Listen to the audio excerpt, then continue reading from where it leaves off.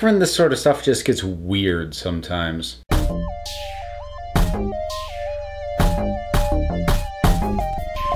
Before I get into what this video is actually about, I'm just going to say this once for the record so that people won't ask. They're going to ask anyways, but just so it's out there. Yes, I've seen the new trailer for Luke Cage. No, I'm not going to do another video on it. It makes me feel slightly better than the first trailer did. I like how much emphasis Mariah gets in it. I don't like that it still looks like she's going to be somewhat undercut by Bushmaster, but it does look like she is going to be fairly prominent, is going to still be trying to take advantage of the situation. That's great. The fact that she should have taken over the second half of the show, instead they gave it to Diamondback, really ticked me off in the first season. So it's a step up from the trailer, but my feelings haven't changed enough that it's worth a whole new video. There we go. So, Matthew Vaughn, a director who, until recently, I would have said hadn't made a bad film. If you don't know Matthew Vaughn by name, going back a ways, he did Layer Cake, he did Stardust. What he is best known for, though, it would be things like X-Men First Class, Kick-Ass, Kingsman, The Secret Service, both of them with the sequel being what I would consider to be his first genuinely bad movie.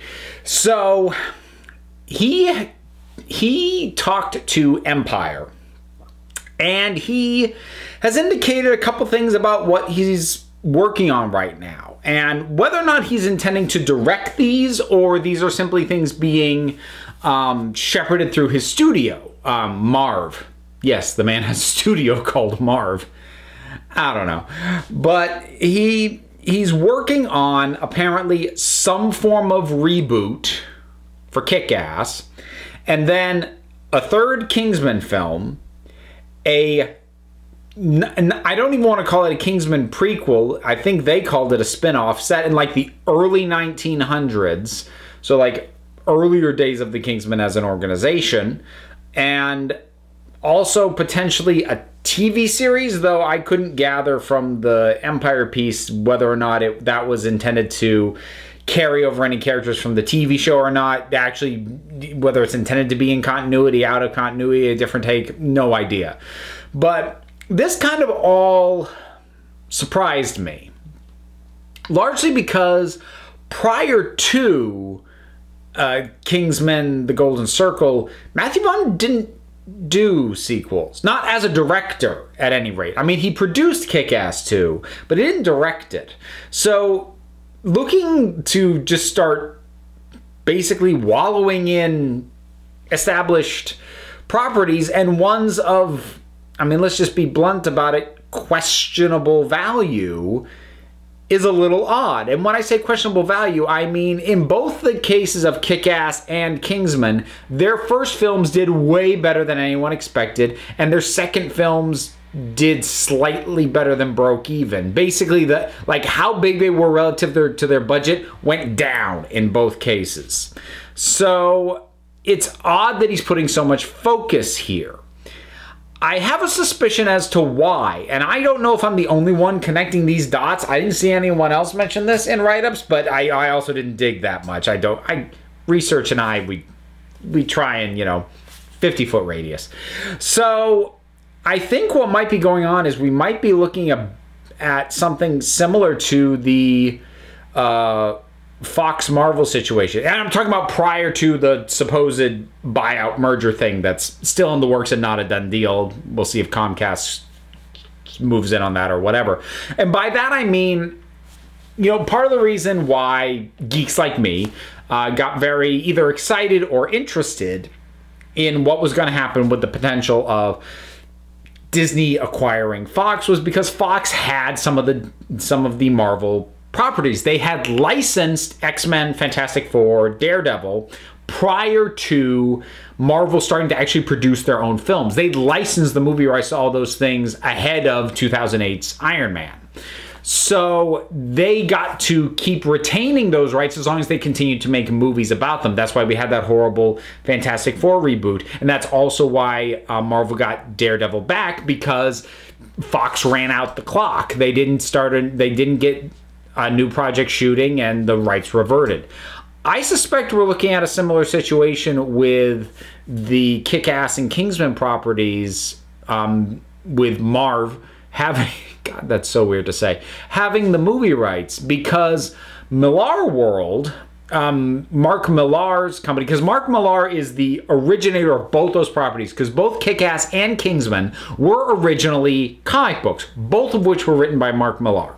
I've heard of, I'm probably going to end up keep saying Millar. It might just be pronounced Miller. I don't know. I'm sure people will correct me. That's how I'm going to say it for this video. All right. So, Mark Millar's company, Millar World, was acquired in its entirety by Netflix. That happened last year. And Netflix has started developing projects based around that, and based on his properties. Now, that would have included Kingsman and Kick-Ass. Now, before anyone brings it up, yes, Kingsman and Kick-Ass were both published through Marvel, but they were published through Marvel's creator-owned brand, I believe it was Icon. So Millar has actually retained the rights to those, even though they were published through Marvel. They were never Marvel properties. Marvel never had the rights to those themselves. So those should have been part of the Millar World deal, but they wouldn't have been, because those rights specifically had already gone to Matthew Vaughn. And I have to wonder if what is driving him to dig into these franchises more is because if he doesn't, the rights are going to revert back. And there might have been some kind of, timed clause, anyway, but he probably wasn't competing with anybody for the right. He probably, he seemed to have a really good relationship, Matthew Vaughn and Mark Millar. So you get the impression that, he probably would have been happy, Millar probably would have been happy to, renew the contract with Vaughn. Netflix won't want to do that. They'll want the rights back so they can do their own thing with it, since those are the two, established as film franchises that that they could possibly have out of this deal. And if that is the motivation, and I hope it's not, but it feels like it is. And it makes me really nervous for what Matthew Vaughn's going to do with the rest of his career, because I had really felt, basically until Kingsman 2, that he was a director to keep an eye on. And I understand there's the stability of having control of a known franchise that makes money, even though, in the case of the sequels, it's a reduced amounts of money. Like the Kick-Ass one really puzzles me. Or at least to a degree, because that they'd have to flat out reboot, which is what they're talking about. Because the part of the appeal of Kick-Ass is how young these people are, especially someone like Hit Girl, and all the actors have aged out of the parts, or at least aged out of where the hook is still relevant. So they're already talking reboot. They're talking possible spinoff just for Hit Girl alone, maybe an origin story with her and Big Daddy, who was played by Nicolas Cage in that film. And I'm not saying there's no good material to be milked out of this, but it does feel like that. It does feel like milking the property, as opposed to something that you do because, yeah, that's something definitely that we need to do. That's a story needs to be told, which is how Vaughn had always come across to me as a filmmaker prior to that.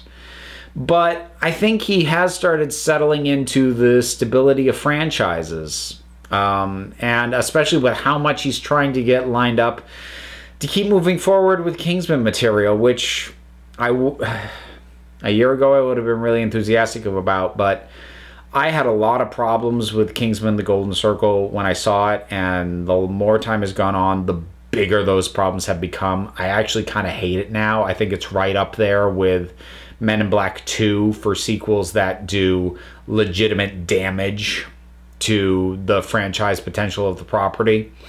So, part of the reason I'm making this video is because, honestly, I might never want to talk about what Matthew Vaughn is up to again. When trailers start coming out for this stuff, maybe I will, but this makes me not want to talk about the guy, what he's up to. And that bums me out, because he was a director who really excited me for a long time. I mean, when you go from, you know, something as gritty and Guy Ritchie-esque, which is fitting because Vaughn used to produce Guy Ritchie movies back in the day, but as layer cake, and then go to something as fantastical as Stardust, and then to, you know, be willing to dabble in an established franchise with something like X-Men First Class. And, you know, he really showed what seemed to be a breadth of interest, and now he's just narrowed in on these two franchises, which neither of which are franchises I'd be that interested in seeing continued. And if I'm right about the motivation for why he's pushing these two, I'm starting to wonder if the creative spark is kind of going out. That's me projecting a bit, and that's probably an overstatement. That's probably unfair, but I think that can't happen. I especially when somebody gets saddled with more or less obligatory stuff. I think that's happened to Peter Jackson, if I'm being honest, and I'm hoping he gets a project that reignites his fire soon. And I'm really worried that the same thing's going to happen to Matthew Vaughn. So, yeah.